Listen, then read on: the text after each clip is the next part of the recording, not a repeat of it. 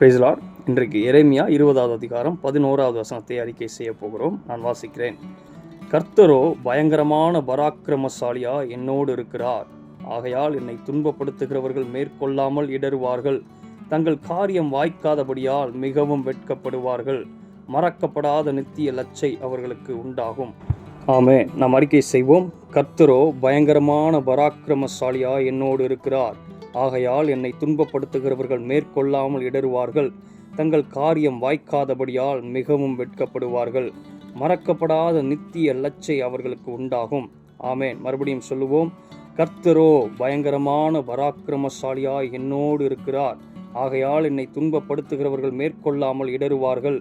தங்கள் காரியம் வாய்க்காதபடியால் மிகவும் வெட்கப்படுவார்கள். மறக்கப்படாத நித்திய லட்சை அவர்களுக்கு உண்டாகும். ஆமென். நாம் ஜெபிப்போம். அன்பின் தகப்பனே, ஆண்டவராகிய இயேசுவின் நாமத்தினால் உம்மிடம் வருகிறோம். கர்த்தாவே, உம்மை துதிக்கிறோம். இந்த நாளுக்காக உமக்கு ஸ்தோத்திரம். நீர் பாராட்டின பெரிய கிருபைகளுக்காக உமக்கு நன்றி செலுத்துகிற ஆண்டவரே. ஜீவனை கொடுத்து ஆசையிலே சுவாசத்தை வைத்திருக்கிறீர். எத்தனையோ ஆபத்துகளுக்கு விலக்கி பாதுகாத்திருக்கிறீர். இந்த நாள் முழுவதும் உடைய ஆளுகை இருந்ததற்காக உமக்கு நன்றி செலுத்துகிறப்பா. கர்த்தாவே, இதை கேட்ட, இதை அறிக்கை செய்த ஒவ்வொருவரையும் ஆசீர்வதிங்கன்னு ஜெபிக்கிறோம். அவர்களுக்கு விரோதமாய் கர்த்தாவை சத்துரு பண்ணுகிற எல்லா தந்திரங்களும் வாய்க்காதே போகட்டும்.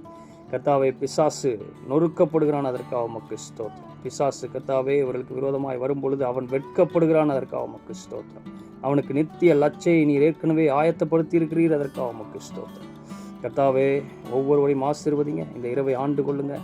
இந்த இரவில் இன்பமான நித்திரையை ஒவ்வொரு கொடுங்கப்பா. எல்லா தேவைகள் கவலைகளோடு இருக்கிறவங்களுக்கு, பாரங்களோடு இருக்கிறவங்களுக்கு கர்த்தாவே, இந்த இரவு ஒரு அற்புதத்தின் இரவாக இருக்கட்டும். காலையில் எழுந்திருக்கும் பொழுது எல்லா பிரச்சனைகளும் சூழ்நிலைகளும் மாறி போகட்டும். ஒரு நல்ல கர்த்தாவே ஆசீர்வதிக்கப்பட்ட ஒரு நாளாய் நாளைக்கு இருப்பதாக செபிக்கிறோம். ஒரு அதிசயத்தின் நாளாக, புதிய வாசல்கள் திறக்கிற நாளாக இருக்கட்டும் செபிக்கிறோம். புதிய கிருபையினாலே நீர் ஒவ்வொருவரையும் தாங்குகிறீர், அதற்காக உமக்கு ஸ்தோத்திரம். இரத்த கோட்டைகளை ஒவ்வொருவரையும் மறைத்துக் கொள்ளுங்க.